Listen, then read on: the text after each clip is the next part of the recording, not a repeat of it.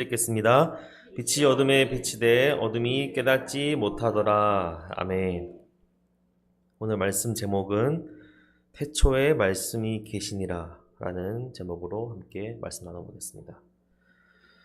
여러분들은 영화 좋아하시나요? 영화? 제가 영화 이야기를 자주 하죠. 제가 영화를 좋아하기 때문에 그렇습니다. 영화를 보면 영화가 보통 어떻게 시작하나요? 영화가? 물론 영화마다 다르겠죠. 근데 오늘 소개해드릴 영화는 샌 안드레아스라는 영화입니다. 혹시 보셨나요? 처음 들어보시나요? 네, 맞습니다. 재난 영화예요. 재난 영화고 주인공이 소방대원입니다.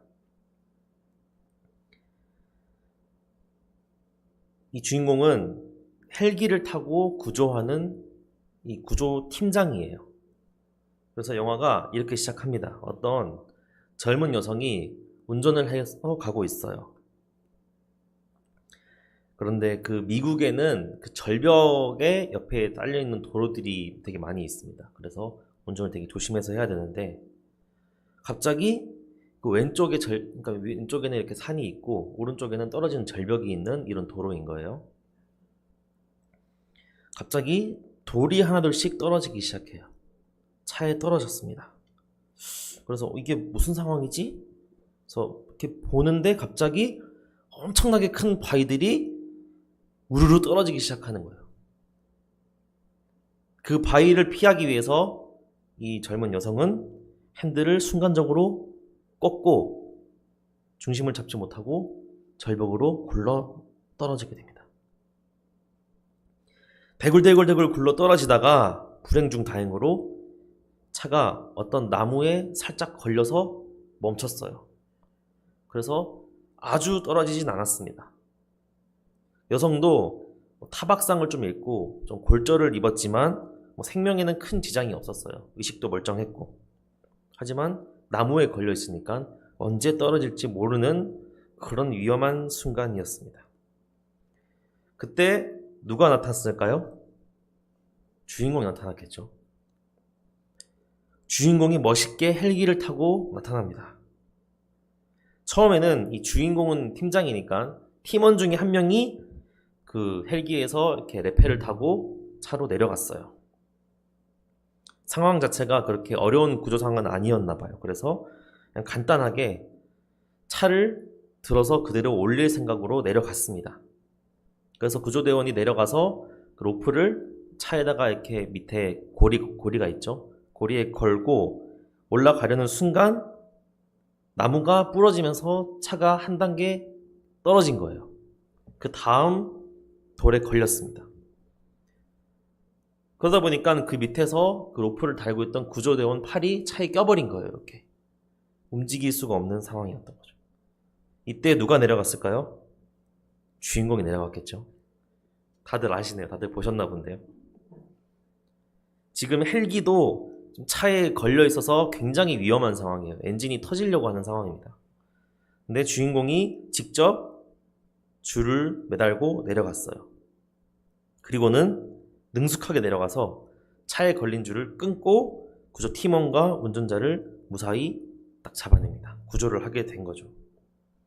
이 영화가 이 장면으로 시작하는 이유가 뭘까 생각해 봤어요. 뭘까요? 왜 이런 장면을 시작으로 영화가 시작됐을까? 주인공을 돋보이게 하기 위해서죠. 주인공이 얼마나 이 경험이 많고 돌발 상황에서도 당황하지 않고 이 목숨이 위험한 상황에서도 용기 있게 뛰어드는 그런 주인공의 그 능력 그리고 성격 이런 것들을 보여주기 위해서 이 불가능한 상황을 주어주고 이 상황으로 영화를 시작하게 된 거죠. 그래서 이 한 장면을 통해서 시청하는 모든 관람객들이 저 주인공이 어떤 사람이구나 라는 것을 한 번에 알고 가게 되는 겁니다. 국어 시간에 배우는 내용이에요. 오늘 읽은 요한복음을 포함한 사복음서는 뭐에 대한 내용일까요? 사복음서.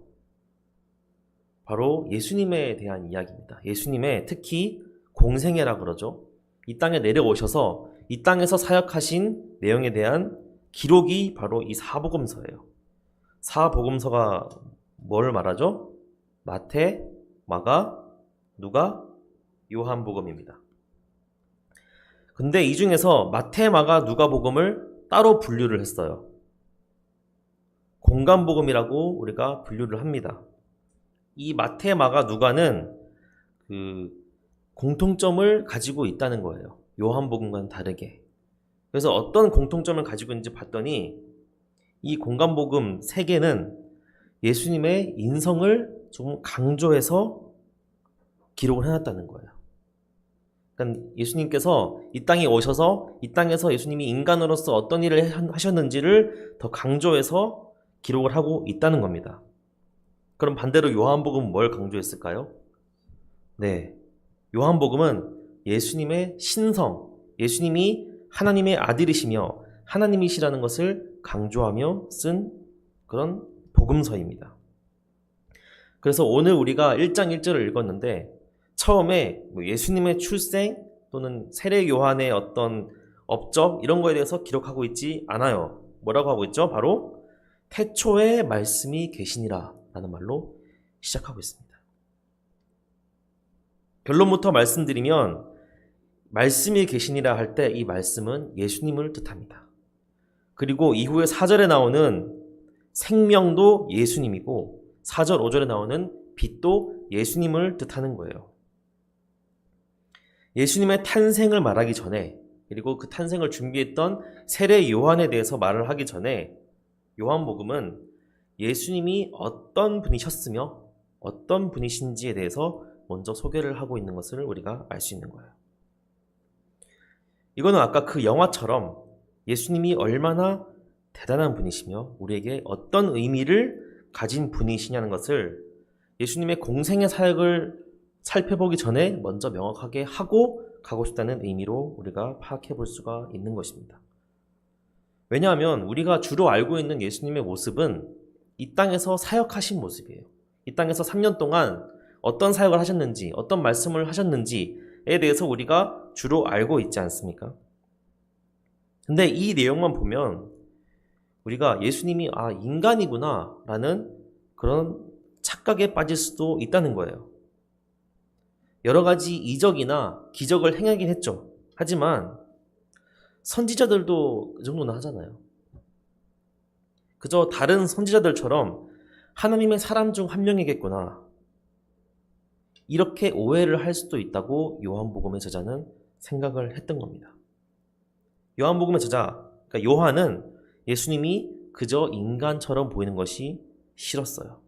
예수님의 신성이 희미해지고 애매해지는 것을 꺼려했습니다. 그래서 요한은 복음서를 시작하자마자 예수님의 신성에 대해서 강력하게 주장하고 있는 거예요. 예수님은 인간이셨죠. 하지만 하나님이십니다. 이 사실을 오늘 본문을 통해서 정확하게 알고 가야 하는 겁니다. 그럼 다시 1장 1절을 한번 볼게요. 태초에 말씀이 계시니라. 태초라는 말, 모든 것의 시작, 기원이라는 뜻이죠. 우리가 이 태초라는 말을 어디서 봤었죠?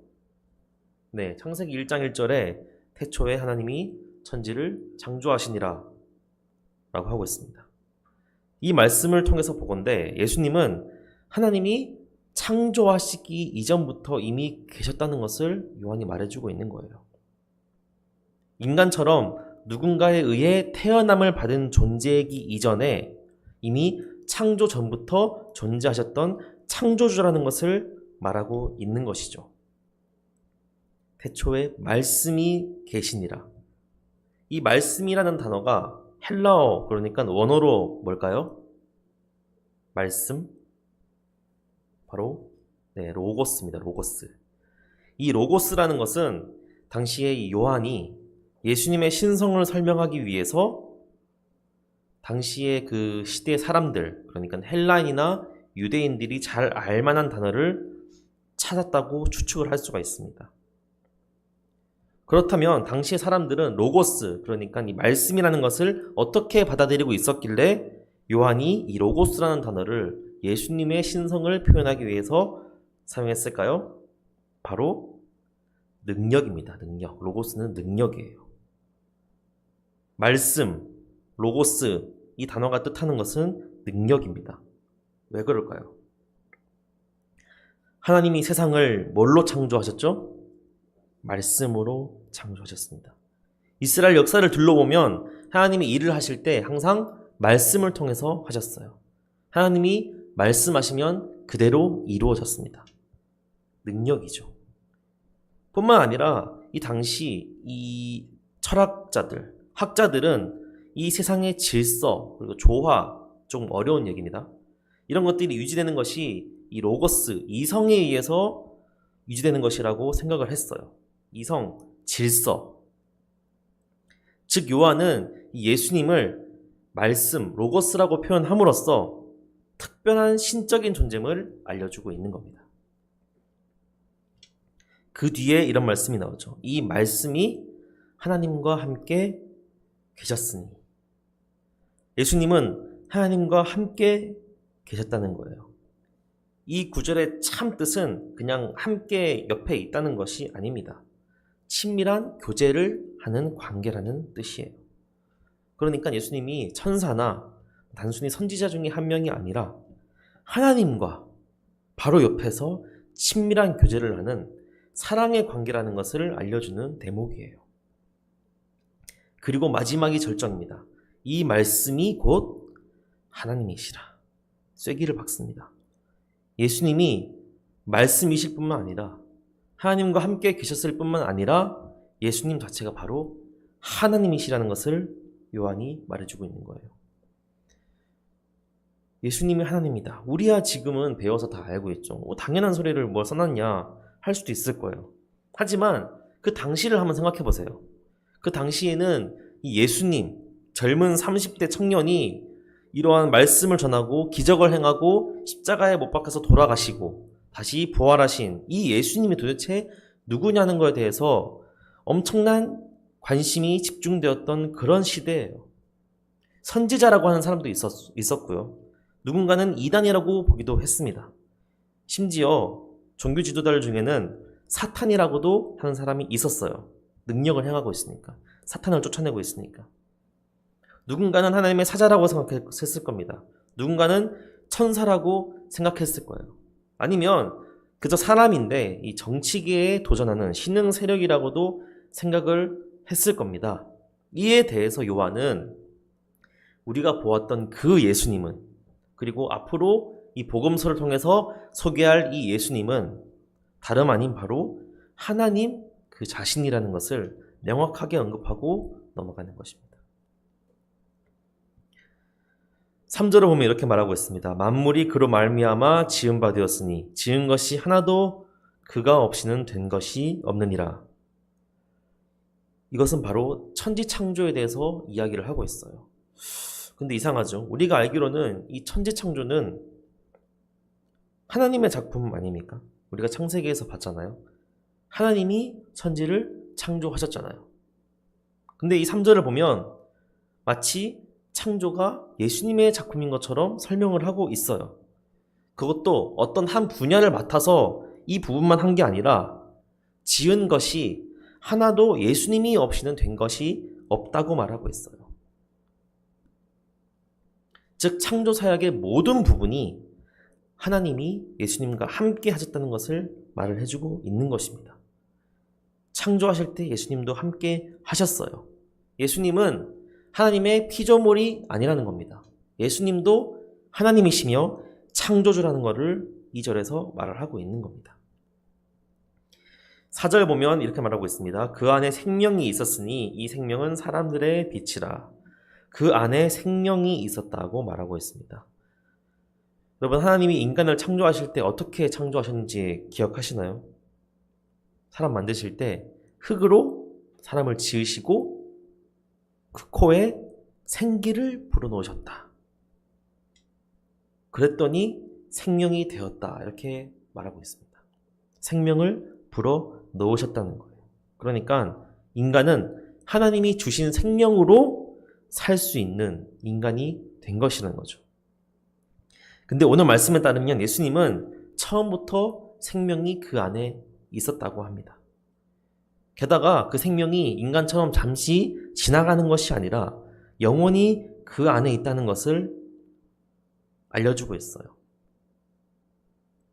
뿐만 아니라 뭐라고 하고 있죠? 이 생명은 사람들의 빛이라. 즉 그 안에 생명을 갖고 계신 예수님이 그 예수님을 통하여서 사람들이 어둠 가운데서 빛을 보고 생명을 얻게 됨을 말하고 있습니다. 5절에 이렇게 말하고 있습니다. 빛이 어둠에 비치네 어둠이 깨닫지 못하더라. 빛은 예수님을 뜻합니다. 그리고 어둠은 죄악으로 가득한 이 세상을 뜻하죠. 빛이 어둠에 비쳤다는 것은 예수님이 이 땅에 오셨다는 것을 뜻하는 겁니다. 어둠이 깨닫지 못한다. 이 깨닫지 못했다는 것은 원어로 봤을 때 크게 두 가지 의미로 해석이 될 수 있습니다. 첫 번째는 말 그대로 예수님이 오셨으나 예수님을 깨달을 자가 세상에 아무도 없었다는 것을 말하고 있어요. 당시 종교 지도자들은 그 누구도 이 예수님이 하나님이시며 메시아라는 것을 깨닫지 못했습니다. 심지어 예수님의 제자들조차 예수님을 버리고 도망갔으니까요. 두 번째 의미는 이 깨닫지 못했다는 것이 원어로 봤을 때 정복한다는 의미도 포함하고 있습니다. 즉 예수님이 이 땅에 오셔서 한 역사와 이 활동을 세상이 감히 억제하거나 이길 수 없다는 뜻으로 해석될 수 있다는 거죠. 실제로 요한복음 16장 33절에도 보면 예수님께서 내가 세상을 이기었노라 라고 말씀하시면서 세상을 이기는 그리스도의 모습을 표현하고 있는 것을 알 수 있습니다.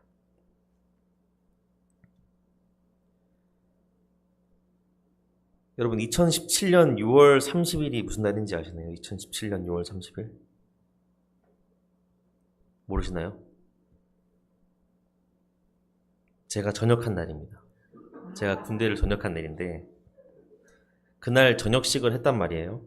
저녁식을 하면서 들었던 이 어떤 충격적인 말이 아직도 머리를 떠나지 않습니다. 바로 어떤 간부가 나와서 이 저녁이라는 말이 어떤 의미인지 설명을 해줬거든요. 그 사람 말을 이해하면 이렇습니다. 저녁이라는 것이 군인 신분이 끝난 게 아니라는 거예요. 저녁이라는 것은 뭐죠? 현역에서 예비역으로 전환된다는 말을 뜻합니다. 맙소사 40개월을 했는데 아직도 군인 신분을 벗어나지 못하다니. 즉 현역으로서 삶은 끝났지만 예비역으로서 각자의 삶을 살다가도 언제든 전쟁이 나면 어김없이 군인으로서 전쟁에 참여해야 된다는 예비역 신분으로 전환된 것이 바로 전역이라고 하더라고요. 그래서 예비군 훈련도 가는 거고 전쟁이 나면 소집이 되는 겁니다. 우리가 크리스마스, 성탄절을 축하할 때 보통 우리가 아기 예수님의 탄생을 축하하며 기뻐하지 않습니까? 우리를 구원하기 위해서 이 땅에 오심을 기념하면서 찬양하면서 경배합니다. 그런데 실제로 발생한 일이 뭐냐? 바로 요한이 말한 것처럼 신이신 예수님, 하나님이신 예수님이 인간의 몸을 입고 이 땅에 오셨다는 거예요. 인성을 가지고 이 땅에 오셨다는 겁니다. 예수님이 인간의 몸을 입고 오셨다고 해서 예수님이 하나님이라는 사실이 변할까요? 변하지 않습니다. 예수님은 이 땅에 오셨어도 여전히 하나님이세요. 요한은 그 사실을 확실하게 밝히고 싶었던 겁니다. 지금 너희가 보고 있는 이분은 얼마 전에 하늘로 승천하신 그분은 그저 하나님의 아들이거나 선지자거나 하나님의 사랑하는 사람이 그치는 것이 아니라 바로 하나님 그 자신이신 분이 오신 것이라는 것을 확실하게 말하고 싶었던 거예요. 이분이 바로 하나님이다. 예수님이 바로 하나님이셨다. 하나님이신 예수님이 우리를 구원하기 위해서 인간의 몸을 입고 이 땅에 오셨다는 것을 강조하고 있는 것입니다. 하나님이 보내셨지만 예수님도 하나님이시잖아요. 직접 선택해서 내려오신 겁니다. 우리를 사랑하셔서 우리를 구원하시기 위해서 신이신 하나님이신 예수님이 보잘것없는 인간의 모습으로 이 땅에 오신 기이하고도 역사적인 사건을 기념하는 것이 바로 성탄절이라는 것을 우리가 알아야 하는 것입니다. 오늘 말씀의 결론을 짓겠습니다. 이제 곧 있으면 전 세계의 명절 크리스마스가 다가옵니다. 미국에서는 크리스마스가 굉장히 큰 연휴라서 크리스마스 이브부터 1월 1일까지 한 열흘 정도 쭉 연휴 기간이라고 해요. 우리도 그 정도는 아니지만 크리스마스가 다가오면 캐롤 소리도 들리고 괜히 들뜨잖아요. 이게 꼭 크리스마스라서 그런 게 아닐지도 모릅니다. 연말 연시에다가 여러 약속들도 있어서 그럴지도 모르겠어요. 하지만 중요한 것은 우리들의 마음, 우리의 영혼 깊은 곳에는 하나님이신 예수님이 인간의 모습을 하고 이 땅에 내려오신다는데 대한 기대감이 있을 것이라고 저는 생각합니다. 우리가 마냥 이유도 모른 채 들떠있는 크리스마스가 아니라 그 본질적인 의미, 즉 하나님이 나를 사랑하셔서 신이신 하나님이, 천지를 창조하신 하나님이 직접 피조물인 인간의 몸을 입고 내려오신 역사적인 순간을 기념한다는 의미로 묵상하면서 크리스마스를 기다렸으면 합니다. 이 땅에서 사역하신 인간으로서의 예수님의 모습뿐만이 아니라 세상을 창조하셨고 지금도 만물을 주관하고 계시고 앞으로도 심판하시고 영원한 나라에 우리를 초대하실 그 하나님으로서의 예수님을 묵상하는 한 주 되시길 간절히 바랍니다. 기도하겠습니다. 하나님 감사합니다. 요한복음의 저자 요한은 예수님을 설명하기에 앞서 예수님의 공생의 사역을 기록하기에 앞서 예수님의 신성을 강조하고자 했습니다. 우리가 알고 있는 예수님은 인간으로서의 활동하시는 예수님이었지만 실제로 예수님은 하나님이시며 하나님의 아들이시며 창조주이시며 심판자 되심을 우리가 시간 고백합니다. 우리가 하나님이신 예수님, 신이신 예수님을 믿으며 묵상하며 한 주를 보낼 수 있도록 인도하여 주시옵소서. 예수님 이름으로 기도드렸습니다. 아멘. 찬양하겠습니다.